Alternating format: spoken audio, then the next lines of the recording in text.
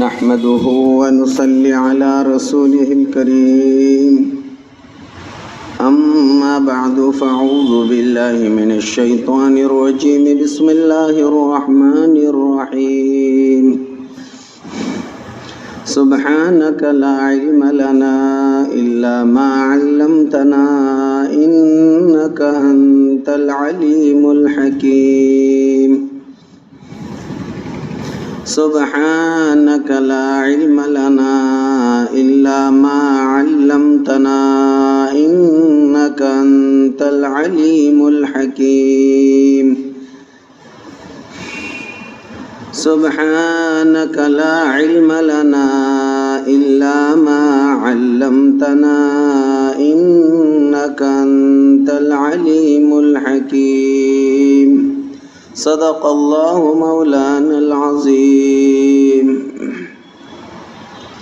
بزرگان محترم، اللہ رب العالمین نے ہم سب پر بڑا احسان فرمایا کہ رمضان المبارک عافیت کے ساتھ ہم کو وہاں تک پہنچا دیا، اور یہ بابرکت بارحمت مہینہ آپ ہم سب پر سایہ فگن ہونے والا ہے۔ اس مناسبت سے اس کی بڑی رحمتیں ہیں، رونقیں ہیں، برکتیں ہیں۔ یہ اللہ ہی کا فضل ہے جو اللہ تعالیٰ نے اپنی مہربانی سے ہم سب کو عنایت فرمایا ہے۔ اسی لیے رمضان کے معنی اگر دیکھے جائے تو اس بات کی طرف اشارہ ملتا ہے کہ یہ مہینہ واقعی بخششوں کے لیے اور مغفرتوں اور رحمتوں کے لیے آیا ہے۔ اس لیے رمضا یرمزو کے معنی آتے ہیں جلانے کے، یا شدت گرمی کے اور دھوپ کے۔ اسی لیے علامہ شوکانی رحمۃ اللہ علیہ نے اس کے معنی یرمزو کے معنی یحرقھا لکھا ہے کہ یہ جلانے والا مہینہ ہے۔ گویا رمضان فعلان کے وزن پر ہے۔ سال بھر گناہوں کی نحوست سے انسان نے بہت بڑا بوجھ اپنے سر پر گناہوں کا اٹھا لیا تھا۔ یہ مبارک مہینہ آ کر اس کے سارے گناہوں کو جلانے کا کام کر دیتا ہے اور اسے گناہوں سے پاک اور صاف کر دیتا ہے۔ اس لیے اللہ تبارک و تعالیٰ نے یہ رمضان کا مبارک مہینہ ہم سب کو عنایت فرمایا ہے۔ تو یہ مبارک مہینہ دراصل گناہوں کو جلانے والا مہینہ ہے۔ بھائیوں، ہمارے آپ کے سب کے لیے اس میں بڑی خوشخبری، اس لیے جتنا دل کی گہرائیوں سے ہم اس کا ادب اور احترام کر سکتے ہیں اور اس کی نورانیت سے فائدہ اور فیض اٹھا سکتے ہیں، اٹھانے کی مکمل فکر اور کوشش کرتے رہنا چاہیے۔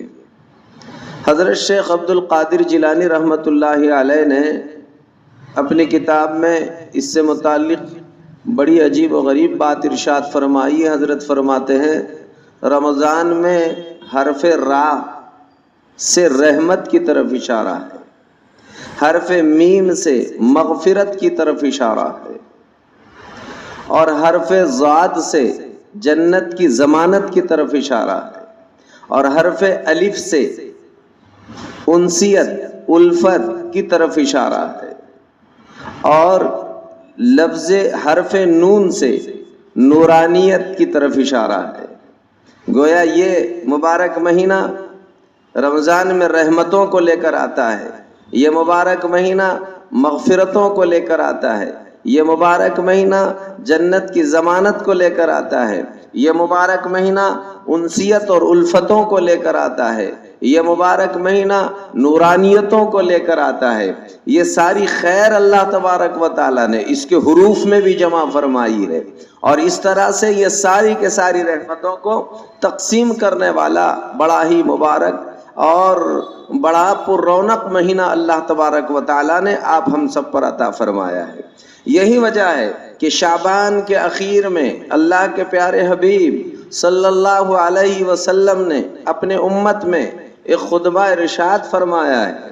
عجیب بات ہے کہ آپ نے اپنے سارے صحابہ رضوان اللہ تعالی علیہم اجمعین کو رمضان کی عظمت، رمضان کی اہمیت، رمضان کی فضیلت اور رمضان سے متعلق بہت ساری باتوں کی طرف توجہ دلانے کے لیے ایک پرعظمت خطبہ ارشاد فرمایا، جس میں پیارے نبی صلی اللہ علیہ وسلم نے ارشاد فرمایا قد اظلکم شہر عظیم، لوگو تم پر ایک بہت بڑا مہینہ سایہ فگن ہونے والا ہے، تم پر بہت بڑا مہینہ سایہ کرنے والا ہے۔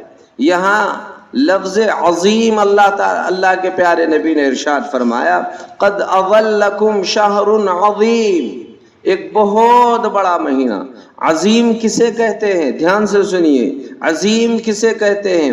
عظیم وہ ہوتا ہے جس سے بڑی کوئی چیز نہیں ہوتی ہے۔ آپ دیکھیے اللہ نے قرآن میں ارشاد فرمایا ان الشرک لظلم عظیم، شرک بہت بڑا گناہ ہے۔ کتنا بڑا گناہ؟ اتنا بڑا گناہ ہے کہ اس سے بڑا کوئی گناہ نہیں ہے۔ جو سب سے بڑا گناہ ہے اسے شرک عظیم اللہ نے قرآن میں فرمایا ہے۔ آپ اور دھیان دیجئے، اللہ تبارک و تعالیٰ نے خود اپنی ذات کے متعلق ارشاد فرمایا وَهُوَ الْعَلِيُّ الْعَظِيمُ، اللہ تبارک و تعالیٰ وہ ہے العلی، اللہ بلند و بالا ہے، العظیم اور بہت بڑا ہے۔ کتنا بڑا؟ اتنا بڑا کہ اللہ سے بڑا کوئی نہیں ہے۔ تو اللہ نے اپنی ذات کے ساتھ بھی لفظ عظیم لگایا ہے۔ پیارے نبی صلی اللہ علیہ وسلم کی بات آئی اخلاق مطہرہ کی، تو پیارے نبی نے اس میں ارشاد فرمایا، پیارے نبی کے بارے میں اللہ نے ارشاد فرمایا انک لعلی خلق عظیم، اے پیارے حبیب آپ اخلاق کے بہت بڑے مرتبے پر ہے۔ کتنے بڑے؟ اتنے بڑے مرتبے پر ہے کہ آپ سے بڑے مرتبے پر اس میں کوئی نہیں ہے۔ تو معلوم ہوا کہ جو چیز جو سب سے بڑی ہوتی ہے اسے عظیم کہا جاتا ہے۔ اللہ کے پیارے حبیب صلی اللہ علیہ وسلم نے اس حدیث پاک میں اپنے خطبے میں رمضان المبارک کے بارے میں بھی یہ ارشاد فرمایا قد اظلکم شہر عظیم، لوگو تم پر ایک بہت بڑا مہینہ آ رہا ہے اور سایہ فگن ہونے والا۔ کتنا بڑا؟ اتنا بڑا کہ اس سے بڑا 12 مہینوں کے مہینوں میں اور کوئی مہینہ نہیں ہے۔ یہ بڑا مہینہ اللہ تبارک و تعالی ہم سب کو عنایت فرما رہا ہے۔ قد اظلکم شہر عظیم، بڑا مہینہ آ رہا ہے۔ دیکھو بھائیو، یہ اپنے 11 مہینے گزرے، یہ اسلامی سال کے مہینوں میں 9واں مہینہ رمضان المبارک کہلاتا ہے، اور ہمارا پہلا مہینہ ماہ محرم الحرام ہے، اور آخری مہینہ ذی الحجۃ الحرام ہے، اور 9واں مہینہ یہ رمضان المبارک ہے۔ لیکن رمضان المبارک کے بارے میں اللہ تبارک و تعالیٰ نے قرآن نازل فرمایا، اس کی خود گواہی اللہ نے قرآن میں دی ہے۔ چنانچہ اللہ تعالیٰ ارشاد فرماتے اتنا بڑا مہینہ ہے کہ اللہ نے اس کو منتخب فرمایا اپنی قرآن کو اتارنے کے لیے۔ چنانچہ اللہ تعالیٰ ارشاد فرماتا ہے شہر رمضان الذی انزل فیہ القرآن، رمضان کا مہینہ وہ مہینہ ہے جس میں اللہ تبارک و تعالیٰ نے قرآن اتارا۔ یہ قرآن اترا ہوا ہے اس میں، لہٰذا یہ آپ جو جتنی بڑی چیز ہوتی ہے اتنی ہی اہم اور عظمت والی ہوتی ہے۔ لہٰذا رمضان المبارک انتہائی عظیم، انتہائی اہم، انتہائی بڑا مہینہ ہے، اور اللہ تبارک و تعالیٰ کا سب سے زیادہ منتخب شدہ مہینہ یہ چونکہ رمضان المبارک ہے، اس لیے اللہ نے اس میں اپنا پاک کلام اتارا ہے۔ شہر رمضان الذی انزل فیہ القرآن۔ ادھر ایک طرف اللہ تعالیٰ قرآن کریم میں ارشاد فرماتے ہیں ایک باضابطہ سورۃ القدر اللہ نے اس سے متعلق نازل فرمائی اور فرمایا انا انزلناہ فی لیلۃ القدر، لیلۃ القدر خیر من الف شہر، 1000 مہینوں سے بہتر اس میں ایک رات ہے، بس ایک ہی رات ایسی ہے جو 1000 مہینوں سے بہتر ہے، پورے مہینے کے کیا کہنے۔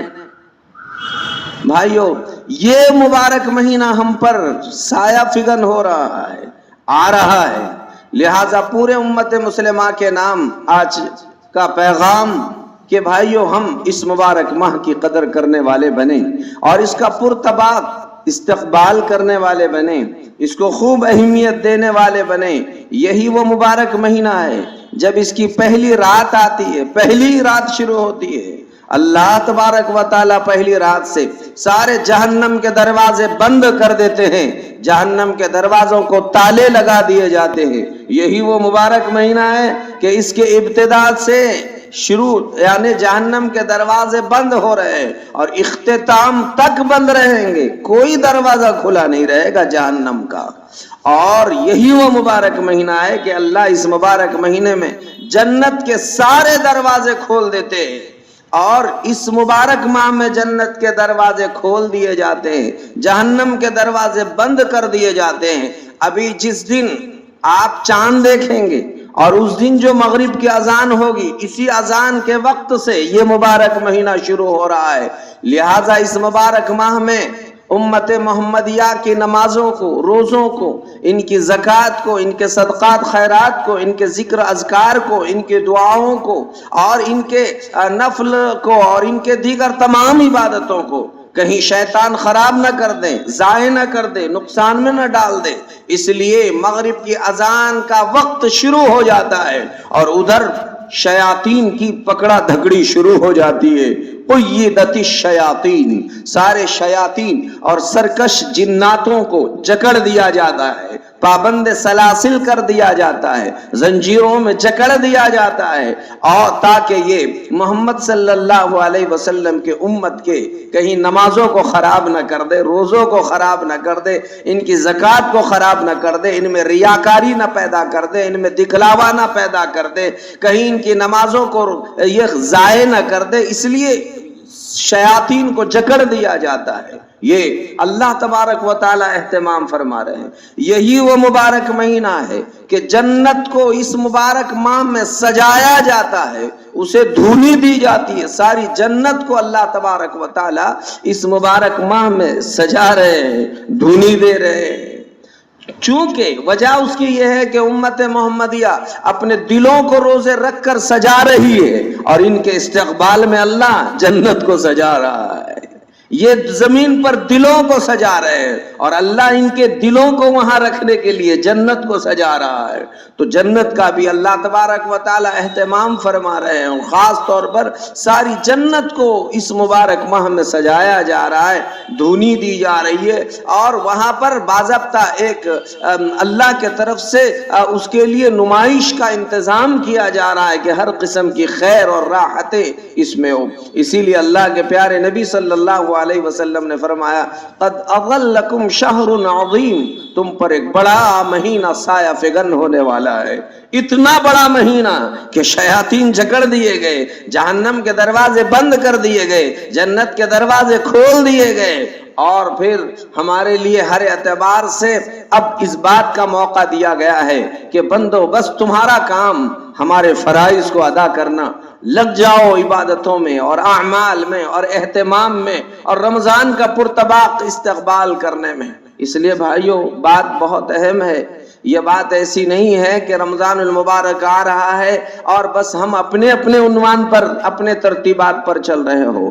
ابھی آنے میں ہفتہ 10 دن وقت باقی ہے، لیکن ہم یہ طے کر لیں کہ انشاءاللہ آنے والا رمضان ہمارے زندگی کا ایک مثالی رمضان رہے گا انشاءاللہ۔ اور بات یہ تھی، ہمارے بزرگوں میں یہ معمول تھا، بزرگوں میں رمضان کا یہ معمول تھا۔ اللہ کے نبی صلی اللہ علیہ وسلم کی بات تو آپ نے سن ہی لی، یہ سب خوبیاں رمضان میں ہے، اس وجہ سے پیارے آقا رجب کا مہینہ کا چاند دیکھ کر ہی دعا پڑھ لیا کر رہے ہیں، اللہم بارک لنا فی رجب و شعبان۔ وہاں دعا ہو رہی ہے کہ اللہ برکت دیجئے اور ہمیں رمضان تک پہنچا دیجئے تاکہ اس کے برکات، اس کے انوارات، اس کی رحمتیں ہم حاصل کر سکیں اور اس کے اعتبار سے اپنی زندگی گزار سکیں۔ تیاری رجب سے چل رہی ہے، ہمارے اکابرین اور بزرگان دین اسی اہتمام کی بنا پر ان کا معمول یہ ہوتا تھا، بزرگوں کے یہاں اتنی اہتمام چلتی تھی، وہ فرماتے ہیں کہ رمضان المبارک کے لیے ہم 6 مہینے پہلے سے رمضان کے لیے، رمضان کے استقبال کے لیے اور رمضان کے احترام کے لیے اور رمضان صحیح گزارنے کے لیے 6 مہینے پہلے تک ہم پہلے سے دعاؤں کا اہتمام کر لیا کرتے تھے۔ 6 مہینے پہلے سے دعاؤں کا اہتمام ہو رہا ہے، اور 6 مہینے بعد تک اس کی قبولیت کی دعا اللہ کے دربار میں کی جاتی تھی۔ 6 مہینے پہلے اللہ اس میں جو کچھ کرنا ہے، جیسا آپ چاہتے ہیں ویسا کرنے کی توفیق دیجئے، یہ 6 مہینے پہلے سے مانگنا شروع کرتے تھے، اور جو کچھ مانگا گیا ہے رمضان کے بعد 6 مہینے تک اس کی قبولیت کی دعائیں کیا کرتے تھے۔ بڑوں نے بڑے کام کیے، اور بڑا رمضان کو بھائیو اسی وجہ سے بزرگوں میں یہ بات بڑی مشہور رہی ہے ان کے یہاں، کہ جب کوئی بات ایسی آتی تھی کہ کسی کا تعارف کرانا ہے تو یہ کہا جاتا تھا، ارے وہ اللہ والے کا کیا کہنا، انہوں نے اپنے زندگی کے تو 20 رمضان دیکھ چکے ہیں، وہ تو 25 رمضان دیکھ چکے ہیں، 25 رمضان دیکھ چکے ہیں۔ میرے بھائیو، رمضان آ رہا ہے، رمضان آ رہا ہے، رمضان آ رہا ہے، یاد رکھو کہیں ایسا نہ ہو۔ اچھا بات بھی ہے، آپ نے فرمایا سایہ فگن ہونے والا ہے۔ سائے کی کیفیت آپ کو معلوم ہے، یہ سایہ کبھی ہمارے آگے ہوتا ہے، کبھی پیچھے ہوتا ہے، کہیں دائیں ہوتا ہے، کہیں بائیں ہوتا ہے۔ سایہ تو بہرحال سایہ ہوتا ہے، قدر کرنے والے اس کی قدر کرتے ہیں۔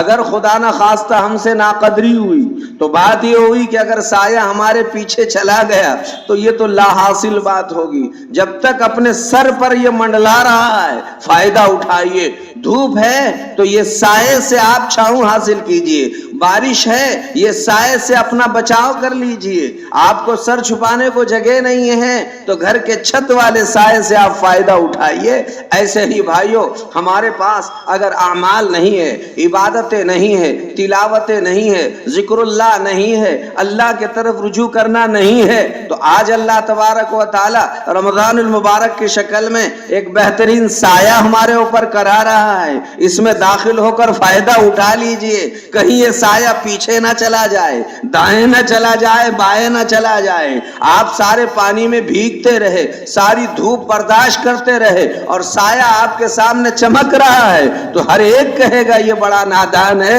فائدہ اٹھانے کی چیزیں ہونے کے باوجود یہ اپنے آپ کو مشقت اور تکلیف میں ڈالا ہوا ہے۔ تو جیسے ہم دنیا میں سایہ دیکھ کر فائدہ نہ اٹھانے پر لوگ اس کو تانا زنی کرتے ہیں، ایسا ہی فرشتوں میں کوہرام مچ جاتا ہے کہ اس پر اللہ نے رمضان کا سایہ کیا، اور سایہ ہونے کے باوجود یہ نہ روزہ رکھ رہا ہے، نہ زکوٰۃ دے رہا ہے، نہ تلاوت کر رہا ہے، نہ دعاؤں کا اہتمام کر رہا ہے، نہ توبہ استغفار کر رہا ہے، نہ ذکر اللہ کا اہتمام کر رہا ہے، تو فرشتے کہتے ہیں بڑا نادان ہے۔ کٹھن دھوپ چل رہی ہے، سایہ اس کے سامنے ہے، پھر بھی دھوپ میں اپنے آپ کو مشقت میں ڈالتا پھر رہا ہے، تو فرشتے بھی اس کو تان دیتے ہیں۔ یہ عجیب و غریب انسان ہے، امت محمدیہ کا فرد ہے، اسے سب کچھ سہولتیں ہیں لیکن پھر بھی فائدہ نہیں اٹھا رہا ہے۔ تو یہ تو اس کی نادانی اور جہالت کی علامت ہے کہ اللہ تبارک و تعالیٰ نے اتنا خوبصورت موقع اس کو عنایت فرمایا اور وہ پھر اس سے فائدہ نہیں حاصل کر رہا ہے۔ اللہ نے دیے ہوئے وقت سے بھائیو فائدہ اٹھانا چاہیے، یہ اللہ کا بہت بڑا عطیہ ہے، یہ بہت بڑی اللہ کی مہربانی ہے کہ اللہ نے رمضان عطا فرمایا ہے۔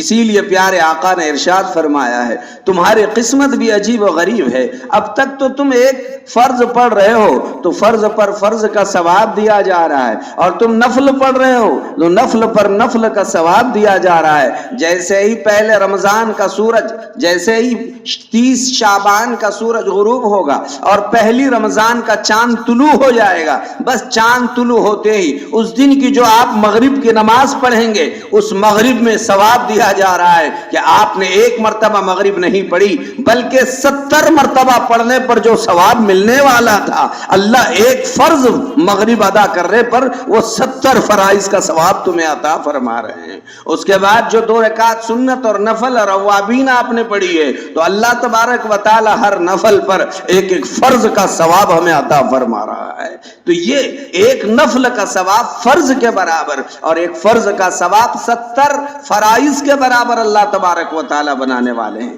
اتنا مہربانی والا یہ مبارک مہینہ اللہ تعالیٰ اپنے فضل سے بھائیوں ہم سب کو عنایت فرما رہے ہیں۔ اس لیے ہم سب اس بات کی فکر کریں کہ انشاءاللہ رمضان کو حقیقی رمضان بنانے کی فکر ہم سب مل جل کر کریں گے انشاءاللہ۔ وہ مبارک مہینہ آ رہا ہے اور بات بھی یہ ہے کہ جس نے بھی اپنے آپ کو اس میں لگایا تو اللہ نے اس کے قسمتوں کو کہاں سے کہاں پہنچا دیا، اور جس نے اپنے آپ کو اس سے پیچھے ہٹایا اس نے بہت زیادہ نقصان اٹھایا۔ ابھی سے پوری تیاری کی فکر کرے، اپنے کاروبار کی ترتیبات بنا دیں، اپنے تجارتوں کی ترتیبات بنا دیں، اپنے ملازمتوں کی ترتیبات بنا دیں، اور یہ طے کر لیں کہ مجھے رمضان پورا اصول کرنا ہے انشاءاللہ۔ مہینے بھر کے مکمل روزے رکھ کر، مہینے بھر کی مکمل روزانہ 20 رکعت سنت مؤکدہ تراویح پڑھ کر، روزانہ دعاؤں کا اہتمام کر کر، آخری عشرے میں سنت اعتکاف کا اہتمام کر کر، اور پھر اسی طرح سے لا الہ الا اللہ کی کثرت، استغفار کی کثرت، جنت کی طلب، جہنم کی پناہ، یہ سارے معمولات کے ساتھ مجھے پورے رمضان کو بارونق بنانے کی فکر کرنا ہے انشاءاللہ۔ یہ عزائم ہمارے ہونے چاہیے۔ رمضان میں جتنے کام ہمارے کم سے کم ہو سکتے ہیں اس کو کم سے کم کرنے کی فکر کوشش کرنا چاہیے۔ اللہ کے نبی نے اسی مبارک مہینے کے بارے میں فرمایا ہے، یہ مہینہ وہ ہے، یہ مہینہ وہ ہے، یہ شہر الصبر ہے، یہ صبر کا مہینہ ہے، یہ صبر کا مہینہ ہے کہ آپ کو بھوک لگی آپ کھانے پر صبر کریں، پیاس لگی پانی پر صبر کریں، خواہشات امنڈ رہی ہے آپ اس پر کنٹرول کر کے صبر کریں۔ یہ ہے مفترات ثلاثہ سے اپنے آپ کو روکنا، کہ آپ کھانے پینے اور خواہش نفس سے بچتے رہے تو آپ نے گویا صبر سے کام لیا، یہی صبر ہے۔ اسی طرح سے گناہوں پر دل چاہ رہا ہے فلا فلا گناہ کریں، اور ایسے مواقع پر گناہ کے بہت سے موقع مل جاتے، تو اس موقع پر ہمیں صبر سے کام کرنا ہے۔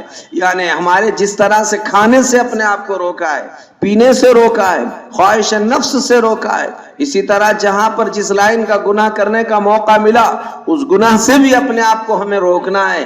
یہ صبر کا مہینہ ہے۔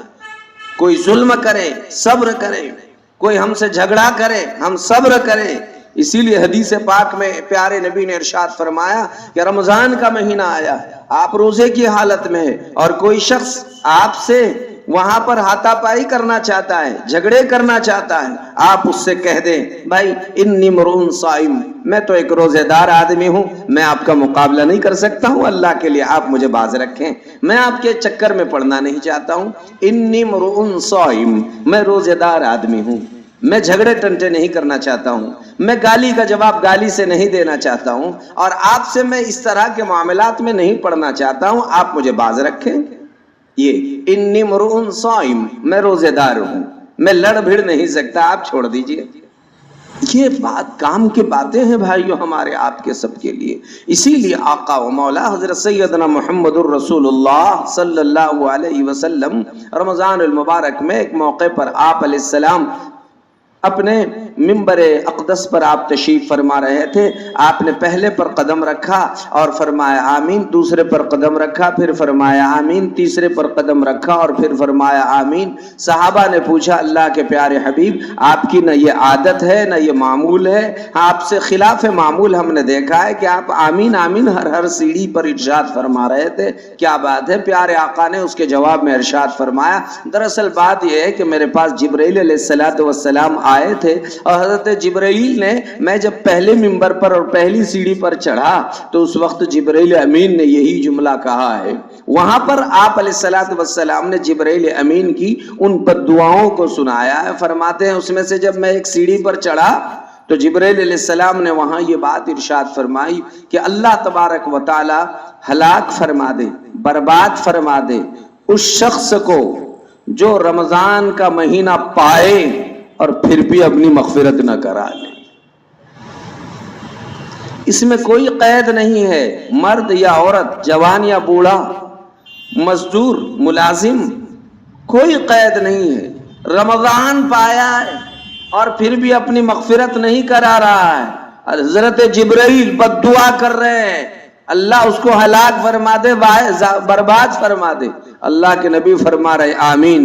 یعنی پیارے نبی اپنے امت کے پیر میں ایک معمولی کانٹا چبھے یہ بھی برداشت نہیں فرماتے ہیں، یہ برداشت نہیں فرماتے ہیں پیارے آقا۔ لیکن جب رمضان کی بات آئی اور اس کے ناقدری کی بات آئی تو آقا نے بھی گویا اس کی تائید فرما دی کہ ہاں جو شخص رمضان کی ناقدری کرے وہ اسی لائق ہے کہ اللہ اسے تباہ برباد فرما دے۔ بھائیو یہ معمولی بات نہیں ہے۔ آپ چلتے ہوئے راستے کے فقیر کو 8 آنے اور روپیہ اس لیے ڈالتے ہیں کہ یہ پلٹ کر ہمیں کوئی دعائیہ جملہ دینے والا بنے، وہاں بد دعا کرنے والے جبرائیل امین ہے اور اس پر آمین بول کر قبولیت میں 4 چاند لگانے والے پیغمبر محمد صلی اللہ علیہ وسلم ہے۔ ان کی یہ دعا کے قبول ہونے میں کیا شبہ اور تردد کیا جا سکتا ہے بھائیو؟ اس لیے بڑا محروم ہے وہ شخص، بڑا محروم ہے وہ شخص جو رمضان پائے اور پھر بھی اپنی مغفرت نہ کرا لے۔ پھر فرمایا کہ جس کے ماں باپ کو وہ بڑھاپے میں دونوں میں سے کسی ایک کو یا دونوں کو بڑھاپے میں پالے اور ان کی خدمت کرا کر پھر بھی وہ جنت کا مستحق نہ ہو تو اللہ اس کو ہلاک و برباد فرما دے۔ پیارے نبی نے فرمایا ہاں جو ماں باپ کی ناقدری کر رہا ہے وہ اسی لائق ہے کہ اسے ہلاک و برباد کر دیا جائے۔ اور پھر فرمایا جس کے سامنے پیارے نبی کا اسم گرامی، آقا کا نام نامی اسم گرامی پیش کیا جائے، پڑھا جائے اور وہ آقا پر درود پاک پڑھنے کا اہتمام نہ کرے، اللہ اسے ہلاک و برباد فرما دے۔ آقا نے فرمایا آمین۔ وہ اس لائق ہے کہ جس محسن انسانیت نے سب کچھ جن کی برکتوں سے ملا ہے اس پر اسے درود پاک پڑھنے کا موقع نہیں مل رہا ہے۔ یہ ایسے گناہ ہے بھائیوں کہ جس سے ہماری آخرت تباہ برباد ہو جاتی ہے۔ یہ رمضان المبارک اللہ تبارک و تعالیٰ نے بہت بڑے انعام کی شکل میں عطا فرمایا ہے۔ ہم اس کی قدر کریں، اس کی اہمیت کو جانیں۔ یہ بہت بڑا مہینہ اللہ تبارک و تعالیٰ ہمیں عنایت فرما رہا ہے۔ پھر بات بھی یہ ہے بھائیوں، دیکھیے اس وقت یہ بات سمجھنا بہت آسان ہو جاتا ہے کہ رمضان المبارک جس نے رمضان کو اچھا گزارا، ہم نے اپنے بزرگوں سے یہ بات پڑھی ہے، انہوں نے یہ بات ارشاد فرمائی ہے کہ رمضان دراصل پورے سال کا دل ہے۔ دل آپ دیکھیے ہمارے پورے بدن میں ہمارا دل ہے، دل اچھا ہے سارا بدن اچھا ہے۔ اگر دل میں کوئی خرابی آ گئی سارا بدن خراب ہوگا، سارا بدن متاثر ہوگا۔ آپ جانتے ہیں کہ سارے گھر کا کیا حال ہوتا ہے، ایک فرد کا دل اگر خراب ہو جائے سارا گھر کا سکون ختم ہو جاتا ہے کہ ہمارے فلاں کے گھر میں فلاں بڑے آدمی ہیں اور ان کے دل میں خرابی آ گئی۔ تو دل اگر خراب ہوا سارا بدن خراب ہو جاتا ہے۔ اسی طرح بھائیو اگر ہمارا رمضان خراب نکلا تو رمضان تو دل ہے سال کا، اب اگر ہمارا رمضان والا دل ہی خراب ہوا سارا سال خراب ہونے والا ہے۔ ہم اگر چاہتے ہیں ہمارا دل محفوظ رہے، بدن محفوظ رہے، تو بدن کو محفوظ رکھنے کے لیے دل کو محفوظ رکھنا پڑے گا۔ اسی طرح اگر ہم چاہتے ہیں ہمارا سال ساری برائیوں سے، گندگیوں سے، گناہوں سے محفوظ رہے تو ہمیں رمضان کو محفوظ رکھنا پڑے گا۔ اگر رمضان ساری برائیوں سے محفوظ ہے بس سارا سال اللہ تعالی ہمیں محفوظ فرمانے والے ہیں۔ تو رمضان المبارک یہ پورے سال کا دل ہے، دل ہے۔ اب آپ کو ہمیں اختیار ہے، جو جتنا چاہے اپنے دل کو کمزور کر لے اور سال بھر بیماری کی شکل میں پڑا رہے، اور جو چاہے اسے قوی کر لے، اسے مضبوط کر لے، اسے مضبوط کر لے، اسے اچھا بنا لے، تو ظاہر ہے دل مضبوط سارا بدن مضبوط۔ اسی کو آپ اس مثال سے سمجھ سکتے ہیں. یہ الیکٹرانک دور چل رہا ہے، اس موقع پر ہر چیز چارج کی جاتی ہے. آپ دیکھیں بیٹری چارج کی جا رہی ہے کئی چیزوں کی، موبائل کی بیٹری چارج کر رہے ہیں، گاڑیوں کی بیٹری چارج کر رہے ہیں، لائٹ کے لیے بیٹری چارج کر رہے ہیں، کئی جگہ بیٹری ہے اور چارجنگ کی جا رہی ہے. اب اگر اس لائٹ آئی ہے اس میں اب عقل مندی کا تقاضا یہ ہے کہ ہم اپنی بیٹری کی چارجنگ کر کے لے لیں. اگر ہم نے فل چارج کر لیا، اب لائٹ کب بھی جائے ہمیں اس سے کوئی مسئلہ نہیں ہے، لائٹ جاتی رہے ہمارے پاس چارجنگ موجود ہے، لائٹ چلی گئی تب بھی اب ہم اس چارجنگ سے فائدہ اٹھاتے رہیں گے. اسی طرح میرے بھائیوں، رمضان المبارک میں پورے دین کی، پورے ایمان کی، پورے اعمال کی اور پوری عبادتوں کی بھرپور لائٹ آ گئی ہے. اب ہر امت مسلمہ کے ہر فرد کی ذمہ داری ہے کہ چارجنگ میں اپنے آپ کو لگائے رکھے. یہ پورا مہینہ اگر اپنے آپ کو لگائے رکھے گا، فل چارجنگ ہوگی، رمضان کے بعد 11 مہینے تک چاہے کتنی ہی گناہوں کے اندھیرے پڑتے رہے، یہ رمضان کی لائٹ سے اللہ اس کا کام چلاتے رہے گے. اور اگر چارجنگ میں لگایا نہیں تو ظاہر ہے جب چارج ہے نہیں تو اب یہ روشنی کاہے کی پائے گا. یہ تو اپنے آپ کو لگانے کا مہینہ ہے. اسی لیے ہمارے علماء نے یہ بات بیان فرمائی ہے کہ دراصل یہ مہینہ تطہیر کا ہے، تزکیے کا ہے، یہ دل کے صفائی کا ہے، اپنے دل کو صاف کرا کے لینے کا ہے، گرد و غبار کو دل سے ہٹا لینے کا ہے. یہ تو بہت صاف و شفاف رکھنے کا یہ مہینہ ہے. اور ظاہر ہے جتنا دل صاف و شفاف رہے گا انشاءاللہ روشنی اتنی آتی رہے گی. آپ کو معلوم ہے پہلے جو موٹر سائیکل چھوٹی والی چلائی جاتی تھی لونا ٹائپ، تو اس میں زیادہ چلنے کی وجہ سے کاربن اتر جاتا تھا. کہتے ہیں یا پھر یہ ہے کہ چلتے چلتے لوگ کہتے ہیں اس میں کہیں کچرا اٹک گیا ہے اس لیے یہ چھوڑ پکڑ کر رہی ہے.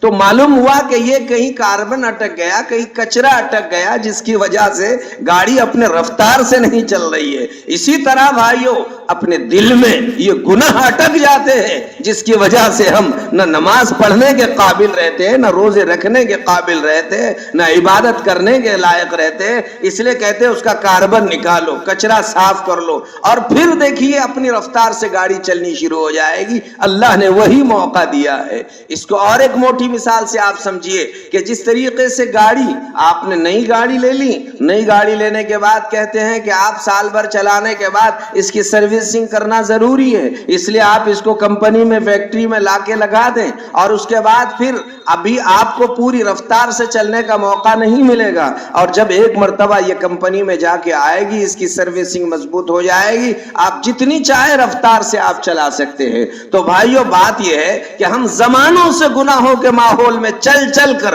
سب سروسنگ کو آئے ہوئے ہیں. اللہ نے رمضان المبارک کی گیرج دے کر اس میں سب کی اللہ سروسنگ کرنا چاہتا ہے. کسی کے نٹ ڈھیلے ہو گئے، بولٹ ڈھیلے ہو گئے اور اس میں گریسنگ کی لائق وہ زندگی بن گئی، تو اللہ تبارک و تعالی رمضان میں نمازوں کی برکت سے، روزوں کی برکت سے، زکوٰۃ کی برکت سے، ذکر اللہ کی برکت سے، تلاوت کی برکت سے، دعاؤں کی برکت سے ہماری فٹنگ مضبوط کر رہے ہیں، سروسنگ کر رہے ہیں، تاکہ رمضان کے بعد بھی ہم اپنی پوری مکمل رفتار سے چلنے والے بن جائے.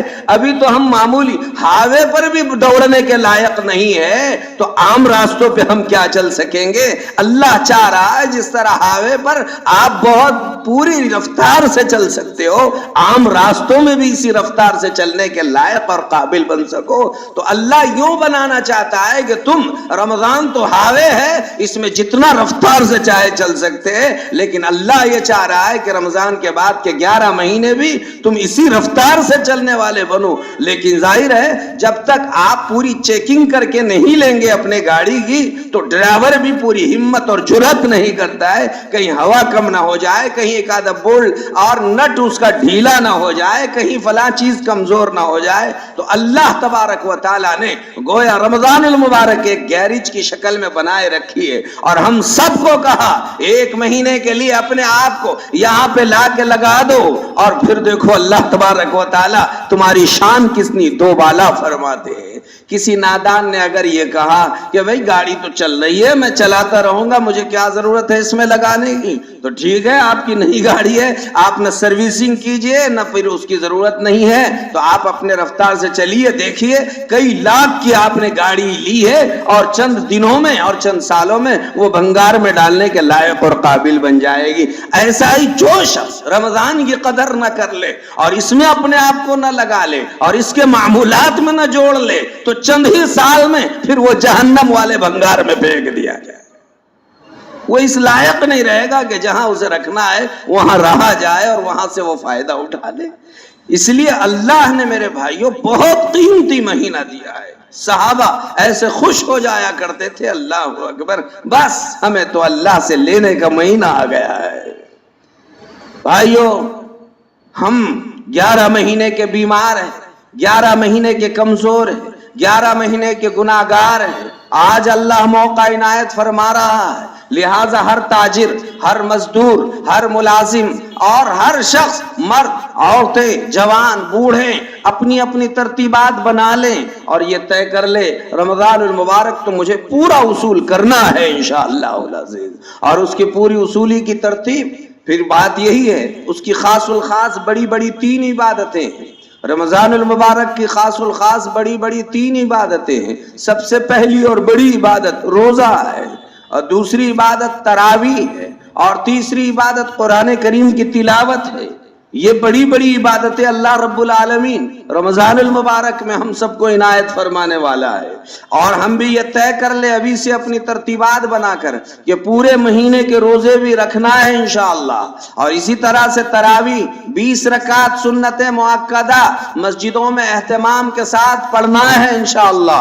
اور تیسری چیز قرآن کریم کی تلاوت کا ایک عمومی ماحول ہمارے گھروں میں اور در و دیواروں سے یہ اللہ کے مقدس کلام کی آوازیں بالکل اٹھتی رہے گی, جاری ہوتی رہے گی. اس کا معمول اور ماحول ہمیں بنانا ہے انشاءاللہ. چھوٹے چھوٹے بچوں کے ذہنوں کو بنائیے اور اپنے گھر میں عورتوں کے ذہنوں کو بنائیے اور خود بھی بنے رہیے, اور یہ طے کر لیجئے کہ انشاءاللہ رمضان میرے زندگی کا ایک مثالی رمضان بنے گا انشاءاللہ. اللہ نے رمضان لایا بھی ہے, کتنا سہانا وقت ہے, کتنا عمدہ وقت ہے, کتنا بہترین موقع اللہ تبارک و تعالیٰ نے دیا ہے. دیکھو بھائیو, نگاہوں کو دیکھا جائے مضبوط ہے, کان ہمارے مضبوط ہے, زبان ہماری اچھی چل رہی ہے, ہاتھ بہترین ہے, پیر بہترین ہے, دل دماغ اچھے ہے, الحمدللہ شوگر نہیں ہے, بی پی نہیں ہے, بلڈ پریشر نہیں ہے, کسی قسم کی کوئی تکلیف نہیں ہے.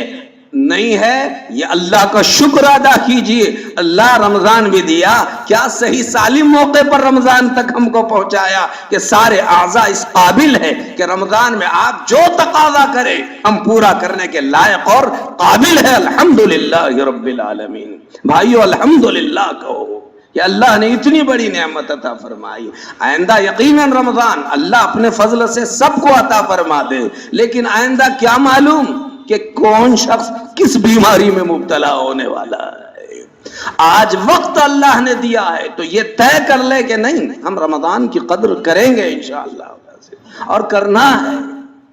یہ بہت بڑی بات ہے بھائیو, ورنہ یہ انداز ہمارا لاؤبالی, ادھر ادھر اوقات کو ضائع کرنا, گناہوں کے جمگھٹوں میں پڑا رہنا, برائیوں میں مبتلا ہونا, پھر اللہ تبارک و تعالیٰ کی نظر کرم ایسوں پر نہیں ہونے والی ہے. یہ جملہ سن لیجئے, رمضان المبارک میں اگر کسی سے کوئی گناہ صادر ہو رہا ہے, اس سے بدنگاہی ہو رہی ہے, اس سے بدنگاہی ہو رہی ہے, اس سے غیبتیں ہو رہی ہے, اس سے جھگڑے ٹنٹے ہو رہے ہیں, اس سے روزہ چھوڑنا ہو رہا ہے, اس سے نمازیں چھوٹ رہی ہے, تو اسے اپنے اوپر اس بات کے بارے میں غور کرنے کی ضرورت ہے کہ کہیں مجھے حضرت جبرائیل علیہ السلام کی بد دعا تو نہیں لگ رہی ہے. یہ سمجھنے کی ضرورت ہے بھائی کیوں مجھے ایسا ہو رہا ہے. آپ نے کہا کہ پیٹ میں کیوں درد ہو رہا ہے، کان میں کیوں درد ہو رہا ہے، ہاتھ میں کیوں درد ہو رہا ہے؟ آپ نے ہر چیز کے درد کا علاج سوچا، اور اللہ کی اتنی بڑی بڑی نافرمانی ہو رہی ہے، اس نافرمانی کا کوئی علاج نہیں۔ ڈریں اور سوچیں۔ اور رہا مسئلہ روزے رکھنے کا، تو بھائیو یہ 14 گھنٹے، ہم تو بھائیو 14 گھنٹے نہیں، اگر 15 گھنٹے اور 16 گھنٹے بھی ہو جائے سودا سستا ہے میدان محشر میں، ورنہ اس کا بہت بڑی ہمیں اس کے بارے میں قیمت چکانی پڑے گی جو ہمارے پاس میسر نہیں ہونے والی۔ سب طے کر لیں، ہم رمضان کی کما حقہ قدر کریں گے انشاءاللہ۔ اب کیسی قدر کرنی ہے، روزے کیسے رکھے جائیں، تراویح کیسی پڑھی جائے، تلاوت کیسی کی جائے، یہ معمولات جو رمضان المبارک کے ہیں کس طرح انجام دیے جائے، انشاءاللہ آئندہ جمعہ اسے تفصیل سے آپ کی خدمت میں عرض کیا جائے گا۔ جلدی سے وقت پر آنے کا اہتمام کریں، ان باتوں سے استفادہ کریں، انشاءاللہ زندگی میں رونقیں پیدا ہوگی۔ اللہ تعالیٰ اپنے فضل سے یہ ساری کہی سنی جانے والی ساری ہدایات پر ہم سب کو بھرپور عمل پیرا ہونے کی توفیق عطا فرما دیں، اور اس سے وافر حصہ لینے کی اللہ تعالیٰ توفیق ارزانی مرحمت فرما دیں۔ آج تک کے مردہ دل کو رمضان کی برکت سے جلا اور زندہ پن پیدا کرانے کی اللہ تعالیٰ توفیق ارزانی مرحمت فرما دیں۔ سب عزم و ارادہ کریں گے کہ رمضان کو پورا وصول کریں گے، ایسا کریں گے بھائی انشاءاللہ، اللہ سب کو قبول فرما لے۔ وآخر دعوانا ان الحمد للہ رب العالمین۔